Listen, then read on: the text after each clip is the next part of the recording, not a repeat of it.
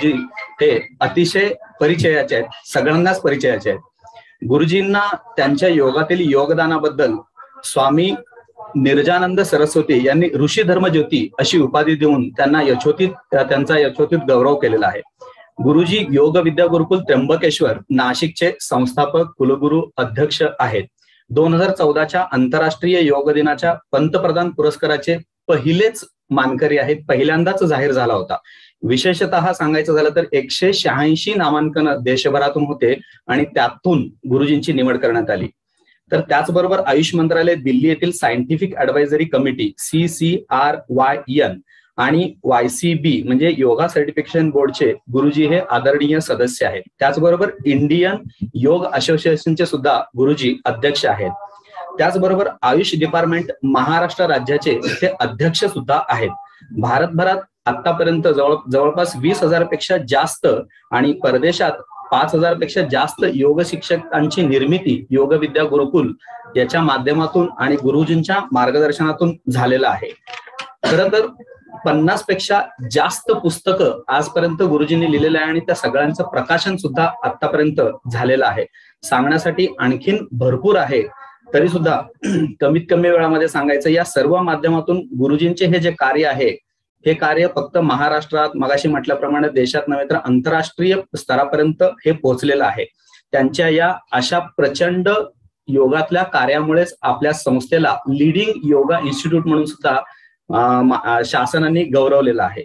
थोडक्यात सांगायचं झालं तर मूर्ती लहान पण कीर्ती महान. आता गुरुजी आपल्याला संबोधतील, त्या संबोधनातून आपल्याला हे कळेलच की कीर्ती किती महान आहे आणि मूर्ती लहान असली तरी सुद्धा. ओव्हर टू गुरुजी. हरिओम गुरुजी. हरिओम. परिचय जोरदार करून दिला, पण तुमच्या लक्षात नाही आलं की माझं नाव पुढे 2च मिनिटांमध्ये करून दिलं, त्यामुळं थोडस अधूनमधून गाळलं गुरुजी. नाव तुमचं सगळ्यांना माहिती आहे, सूर्याचं नाव हे सूर्य आहे असं करून देण्याची गरज नाही म्हणून ते नाव वगळलं मुद्दामून मी. असू दे आता मला बोलू दे. हरिओम हरिओम. मला हेच सांगायचं आहे की तुम्ही जे काय बोलला ते ठीक आहे, पण तुमच्या लक्षात नाही आलं, तुमच्या म्हणजे कोणाच्याच. माझं नाव पुढे करून तुम्ही सगळ्यांनी आपलाच परिचय करून दिलेला आहे. आणि हे जे काय एवढं कार्य प्रचंड प्रचंड काय जे सगळं वर्णन केलं ना तुम्ही, ते तुम्हीच केलेलं आहे सगळं. त्यामुळे तुम्ही तुमचा परिचय करून दिला असं म्हणायला काही हरकत नाही. त्यामुळे मी आपल्या आनंदाने ऐकत होतो, अरे वा, काय आपले कार्यकर्ते खूप चांगलं काम करतात बरं का. ठीक आहे, असंच कार्य करत राहा आणि असाच मोठमोठा परिचय करून देत राहा. फक्त तो आपला एवढं लक्षात ठेवा म्हणजे आलं. आपण आजच्या विषयाकडे वळूया. आजचा विषय आहे आरोग्य. तर म्हणजे आरोग्य हा विषय चर्चेचा यायचंच काही कारण नाही. कशाकरता चर्चा करायची? कारण कसं आहे, आरोग्य 100% चांगलं आरोग्य हे दैवायत्य आहे, परमेश्वराने दिलेलं आहे, सगळ्यांना दिलेलं आहे. ठीक आहे, किरकोळ आपात सोडून देऊ आपण, काही जन्मजात आजार असतात ते जवळ सोडून दिले तर बाकी सगळ्यांना जन्मतः आरोग्यपूर्णच जीवन मिळालेलं आहे. बघा ना, आपण जेव्हा जन्माला आलो तेव्हा कुठे आजार होते? काही ना शरीराला आजार होते ना मनाला आजार होते. सगळं कसं आनंदी आनंदी असं चाललं होतं सगळं. ती शरीराची योजनाच आहे. शरीराची म्हणण्यापेक्षा परमेश्वराची योजना आहे. शरीर चांगलंच पाहिजे, शेवटी निर्माण करायचं तर मग चांगलं करूया ना, कशाला वाईट करायचं. हे किती साधा विचार आहे, हे फार अवघड नाही. कुठल्याही फॅक्टरीमध्ये एखादा प्रॉडक्ट तयार करायचा असेल तर तो सगळ्यात जास्ती चांगल्यात चांगला केला जातो. तसं परमेश्वराने सुद्धा हा सगळ्यात प्रॉडक्ट केला मनुष्य शरीराचा, सगळ्यात चांगला केलेला आहे. आता फॅक्टरीतला प्रॉडक्ट किती चांगला केला तरी तो नंतर बिघडतो, त्या दुरुस्त्या करायला लागतात, ती गोष्ट खरी आहे. पण आता हा प्रॉडक्ट परमेश्वराचा आहे, माणसाचं नाही आहे. त्यामुळे खरं या प्रॉडक्टची विशेषता अशी आहे की तो चांगला केला तर आहेच, पण चांगला राहील अशीच व्यवस्था करून टाकली, ऑटोमॅटिक. आपल्याला फार विचार करायला लागणार नाही. शरीरामधल्या सगळ्या यंत्रणा, शरीरशास्त्राचा तुम्ही अभ्यासही केला असेल, की सगळ्या यंत्रणा अशा आहेत की त्या चांगल्याच राहणार आहेत, बिघडणारच नाहीत.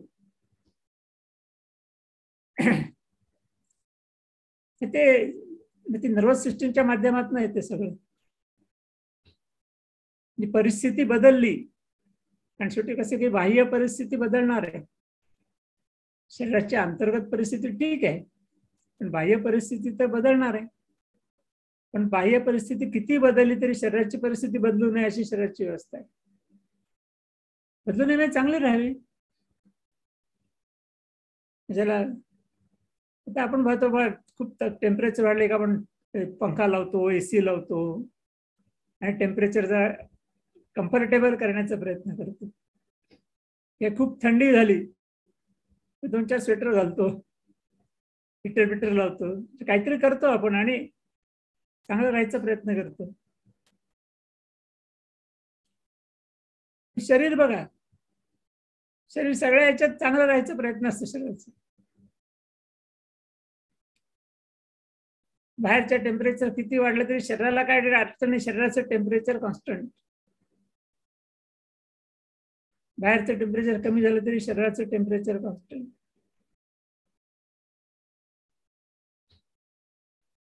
तर काही उदाहरणं देतो म्हणजे लक्षात येईल. शरीराला काही घटक लागतात, ते बाहेरनं घ्यावे लागतात. एक म्हणजे आहार आणि दुसरा म्हणजे प्राणवायू.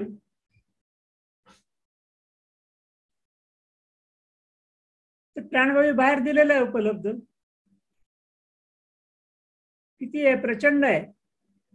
आपण बघता अब्जावधी वर्ष झाली ते पृथ्वीला. अब्जावधी वर्षात किती माणसं आली असतील, त्यांनी किती प्राणवायू संपवलं असेल, गणित काढणं कठीण आहे. पण तरी काय प्राणवायू संपलं नाही, अजून पुरेसा आहे. आपल्या शरीराला लागणारे घटक आहेत. अगदी आधुनिक विज्ञानाने विचार केला तरी सुद्धा त्या proteins, vitamins, fats, minerals, salts, पाणी, म्हणजे घटक अन्नातून मिळण्याची व्यवस्था आहे. पण आपण जर विचार केला आपल्या आहाराचा, तर आपण काय असं काय विचार करून खात नाही की आज एवढे आपल्याला कार्बोहायड्रेट्स खायचे आहेत, एवढे प्रोटीन खायचे आहेत, एवढे विटॅमिन, असं काय विचार करत नाही आपण कधी. किती आहार तज्ञ असेल तरी सुद्धा आपण काही पण खातो, पण तरी शरीर त्याला पाहिजे ते घेतं निवडून. बरोबर, शरीराला कळतं, तुम्हाला नका कळेना, पण तुमच्या शरीराला कळतं की आपल्याला किती कार्बोहायड्रेट्स पाहिजेत, किती प्रोटीन्स पाहिजेत, किती विटॅमिन्स पाहिजेत, किती मिनरल्स पाहिजेत. मग तुम्ही जे काय खाल त्यातनं शरीराला जे काय पाहिजे ते शरीर निवडून घेतं. किती कौशल्याचं काम आहे खरं म्हणजे. पण हे करतं, प्रत्येकाचं शरीर करतं. त्याच्याकरता काय अगदी शरीरशास्त्रज्ञ तज्ञ पाहिजे, आहार तज्ञ पाहिजे, डॉक्टर पाहिजे असं काही नाही. अनाडी माणसाच्या शरीरात देखील हे सगळं व्यवस्थित चालतं. म्हणजे शरीराची यंत्रणा ही लक्षात घेतली पाहिजे आपण, की कशा दृष्टीने. काही उदाहरणं दिली फक्त आपल्याला, की शरीराचं आरोग्य चांगलं ठेवण्याकरता शरीर सगळं करत असतं.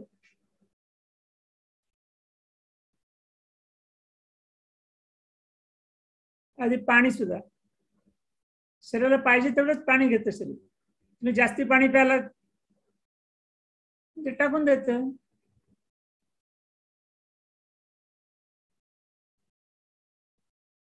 म्हणजे बघा, तुम्ही काही करा, शरीर व्यवस्थित राहतं असं माझं म्हणणं. त्यामुळे मग अशी एवढी सगळी चांगली यंत्रणा शरीराची आपल्याला दिलेली असेल, त्याच्यामध्ये मूळ शरीर तर चांगलं दिलंय, चांगलं राहावं म्हणून पूर्ण व्यवस्था केलेली आहे. आणि समजा बिघडलं एवढं करून सुद्धा दुरुस्त करण्याची पण यंत्रणा, मेंटेनन्स डिपार्टमेंट पण आहे, त्यामुळे ते मॅनेज करतं. हे इतकं महत्वाचं आहे. तर साधी गोष्ट आहे, आपण आजारी पडले की काय होतं, औषध घेतो. कुठलं काय घे ना, आयुर्वेद घ्या, ॲलोपॅथी घ्या, होमिओपॅथी घ्या आणि कुठलं घ्या. आता दुखत असतं कुठेतरी, बिघाड कुठेतरी असतो. कदाचित लिव्हर मध्ये असेल, कदाचित पायामध्ये असेल, कदाचित डोक्यामध्ये असेल, शरीरामध्ये कुठेही बिघाड असेल. तुम्हाला औषध दिल्यानंतर औषध काय करतात तुम्ही, म्हणजे आपणच सगळे तोंडाने देतो. गोळ्या पुड्या पोषक काय असतील ते सगळे औषधं जठरात जातात. आणि बऱ्याच वेळा तर कसं आहे, डॉक्टर तर 7-8 औषधं देतात, एक ह्याला, एक त्याला, एक त्याला, एक त्याला. पण गोळ्या घेताना सगळ्या आपण एकदमच घेतो, सगळ्याच एकत्र त्याचं पाणी होतं जठरामध्ये आणि त्या सगळ्यांचं मिक्सचर होऊन जातं. आता हे मिक्सचर जठरातनं रक्तामध्ये जातं, सगळ्या औषधांचं मिक्सचर आहे, लक्षात घ्या. आणि मग ते रक्त सगळ्या शरीरातल्या प्रत्येक पेशींपर्यंत जातं आणि प्रत्येक पेशी आपल्याला पाहिजे तेवढं औषध घेते. हा कोणी विचार पण केला नाही कधी. ह्या पेशीला लागणारं औषध ती पेशी घेत नाही, गोंधळ होईल ना सगळं. किंवा डोकं दुखतंय म्हणून लागणारं औषध आहे आणि पाय दुखतं म्हणून लागणारं औषध आहे. तर डोकं दुखतं लागणारं औषध पाया दुखणाऱ्या अशी पेशींनी घेतलं आणि पाय दुखणारं औषध डोकं दुखणाऱ्या पेशींनी घेतलं. काय होईल, काय होणार नाही. पण असं होत नाही. म्हणजे काय, ते पेशीच व्यवस्थित काळजी करतात त्यांची त्यांची त्यांची त्यांची. तुम्ही आपले सगळ्या गोळ्या एकदम खाऊन टाकता, पेशींवर सोपवून देता की तुमचं तुम्ही बघा, तुम्हाला काय पाहिजे ते घ्या औषधं, बरे वा. आणि त्या करतात बरोबर. त्याच्या खूप गमती जमती आहेत त्याच्यातल्या, या औषधांमधल्या सुद्धा. ते इंजेक्शन, सगळे इंजेक्शन रक्तातच असतात, पण ती योग्य त्या ठिकाणी जाऊन योग्य ते परिणाम करतात. हे कसं काय होतं, ते शरीराची यंत्रणेमधनं होतं.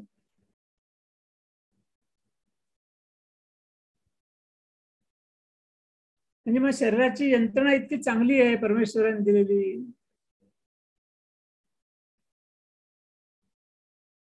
मी तर आम्ही बरेच वेळा असं म्हणतो की बा, आरोग्य संपन्न राहणं आहे काय अवघड नाहीये, ते तर काय दैव आहे, ते देणगी आहे. आरोग्य बिघडवणं हेच अवघड आहे जरा. आरोग्य राखणं हे सोपंच आहे, कारण ते आपोआपच राखलं जातं, तुम्हाला काय करावं लागत नाही. आरोग्य बिघडवणं अवघड आहे, कारण त्याच्याकरता तुम्हाला काहीतरी करावं लागतं. त्यामुळे हा मुद्दा लक्षात ठेवला पाहिजे की आरोग्य बिघडवण्याचं काम आपणच करत असतो, आपण. मग आरोग्य बिघडवण्याकरता हे सगळे विचार चाललेले असतात किंवा यांनी बिघडतं, त्यांनी बिघडतं, त्यांनी बिघडतं. आपण सगळ्यांचे विचार म्हणले ते आरोग्य कसं सुधारतं त्याच्याशी आरोग्य कसं बिघडतंय हेच मांडले असं मला वाटतं. किंवा वेळेवाकडं खाल्लं बिघडलं आरोग्य, नको त्यावेळेला खाल्लं बिघडलं आरोग्य, नको तेवढं खाल्लं बिघडलं आरोग्य,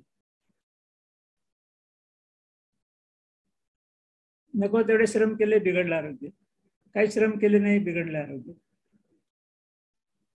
तुम्ही नीट विचार करा, तुम्ही सगळ्यांनी मांडलेले सगळे मुद्दे आरोग्य बिघडवण्याकरता उपयुक्त आहेत.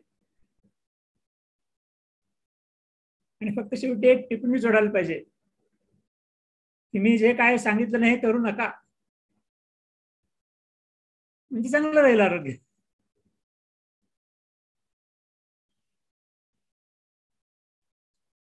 आणि म्हणूनच आरोग्याचा विचार करताना आरोग्य बिघडवण्याचा विचार पहिल्यांदा केला जातो, मग सुधारण्याचा विचार केला जातो.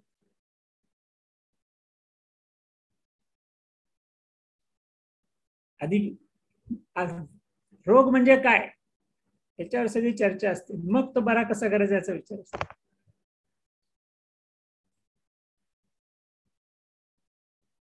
पण एका दृष्टीने आरोग्य बिघडवणारे पण आपणच आहोत आणि सुधारवणारे पण आपणच आहोत.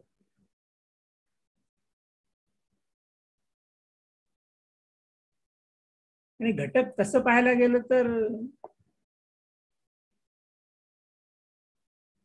आहार विहार, आचार विचार,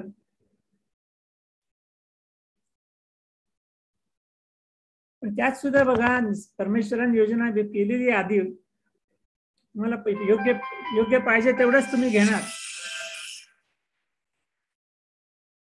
तुम्हाला योग्य पाहिजे तेवढंच तुम्ही घेणार, तेवढंच तुमचं शरीर तुम्हाला सांगणार. अशी योजना होती पूर्वी प्रत्येकाच्या बाबतीत. शरीर सांगत होतं किंवा हे खा, हे खाऊ नको, आणि त्याप्रमाणे आपण ऐकत पण होतो. पण नंतर परिस्थितीनुरूप बदल व्हायला लागले. खाण्याचे पदार्थ कदाचित मग आवड निवड निर्माण झाली. हे आवडतं, ते आवडतं, हे आवडत नाही, ते आवडत नाही. शरीर सांगते हे खा, हे खाऊ नको, आणि आपण होतो नको नको, ते नको, हे खाऊ. हा संघर्ष इथे निर्माण झाला होता की तुमचं शरीर मला सांगत होतं की तुमचं शरीर चांगलं ठेवण्याकरता, आरोग्य चांगलं राहण्याकरता काय काय खाल्लं पाहिजे. ते जोर आपण खात होतो तोवर आरोग्य बिघडायचं कारण नव्हतं, ते आपण शरीराचं ऐकायचं सोडून दिलं म्हणून आरोग्य बिघडलं.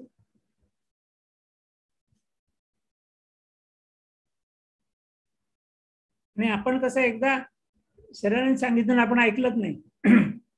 एकदा, दोनदा, तीनदा, चारदा शरीर म्हणतं हा ऐकत नाही, काही कशाला सांगायचं याच्याला.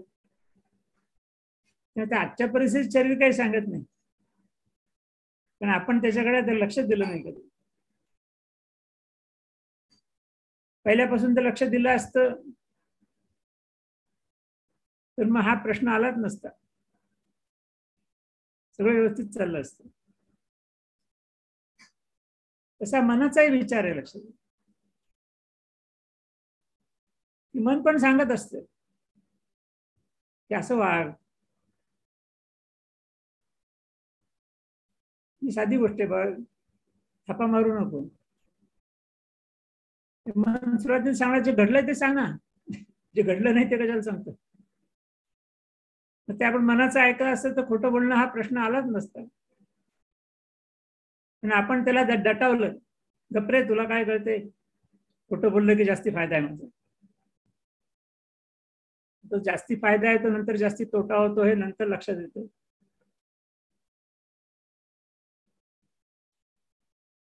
तेव्हा साधी गोष्ट की शरीर मनाचं ऐकलं आपण तर सगळं आरोग्य चांगलं राहायला काय अडचण नाही. मग त्याच्याकरता जे काय तडजोड करायला लागेल ती करायला पाहिजे. ती करायची आपली तयारी नसते किंवा हिंमत नसते. आपण शरीर मनाचं ऐकण्याच्या जे त्यांना दडपशाही करतो, नाही ऐकत जा, तेही म्हणतं नाही ऐकत तुम्ही, नाही सांगत जा. मग बिघडलं म्हणजे मग आपल्यालाच तोंड द्यावं लागतं.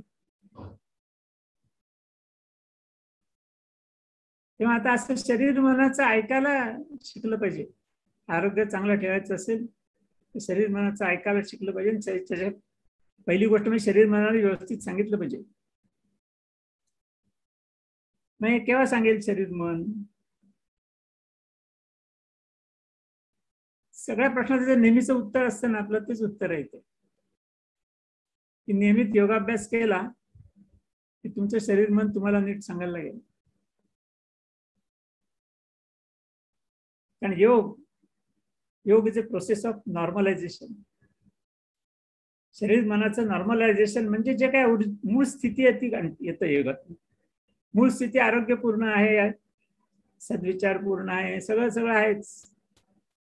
त्या मूळ स्थितीला येतं शरीर आणि मन. त्यामुळे नियमित योगाभ्यास केला की ते नॉर्मलायझेशन येईल. नॉर्मलायझेशन आलं की शरीर मन व्यवस्थित सांगायला लागेल. शरीर मन सांगत गेलं त्याप्रमाणे आपण ऐकत गेलो तर मग काय आजाराचे प्रश्न निर्माण होणार नाही. आता ह्याच्यामध्ये आपल्या योगाच्या परंपरेमध्ये आधी व्याधी असं सांगितलेलं आहे. आधी म्हणजे आता मी आपण जी चर्चा केली सगळी ती आधीची चर्चा आहे, व्याधींची चर्चा आहे. आणि आधीला मग असं जोडलेलं बा ते आता पूर्वजन्मीची कर्म असतात त्यामुळे ती आहेत, त्याला आपण तर काही करू शकत नाही आता, आणि ती होऊन गेलेली आहे. तिथेही काही प्रमाणात योग उपयोगी पडतो. योगाची प्रगत साधना केली तर पूर्वजन्मीच्या कर्मावर सुद्धा मात करता येऊ शकते काही प्रमाणात. त्यामुळे एकूणच योग सगळीकडे उपयोगी आहे. आणि कुठलाही प्रश्न आला तर योगाभ्यासाचं उत्तर असतंच. तसं म्हणजे योगाभ्यास हे उत्तर आहे म्हणायला हरकत नाही काही. त्यामुळे आजच्या या सगळ्या आरोग्याच्या चर्चेमध्ये नियमित योग साधना आणि हळूहळू प्रगत योग साधना म्हणजे मग व्याधी आणि आधी दोन्हीवरही काही प्रमाणात मात करता येऊ शकेल. आणि आनंदाने जीवन जगता येईल. आपला तोच तो उद्देश आहे की आपण जे काही योग प्रचार करतो गेल्या अनेक वर्ष त्याचे परिणाम आपल्याला ह्या माध्यमातून या पद्धतीने दिसत आहेत. हे केवळ कल्पना नाहीये. विशेषतः आरोग्यामध्ये आम्ही तर या सगळ्या गोष्टी रोजच बघत असतो, अनुभवत असतो, आमच्या करता इतरांच्या करता. आणि म्हणून किती उपचार पद्धती काढल्या तरी शेवटी योगाला शरण आल्याशिवाय आरोग्य आणि आरोग्यानंतर मिळणारा आनंद हा मिळणं शक्य नाहीये. अशी परिस्थिती आहे. त्याचा आज लोक अनुभव घेत आहेत. आणि म्हणून योगाचा प्रचार आज सगळ्या जगभर व्यवस्थित चाललेला आहे. आणि म्हणून याच उद्देशाने आपणही जास्तीत जास्त योगाचा प्रचार चालू ठेवावा हीच आपल्या सगळ्यांना विनंती. हरि ओम.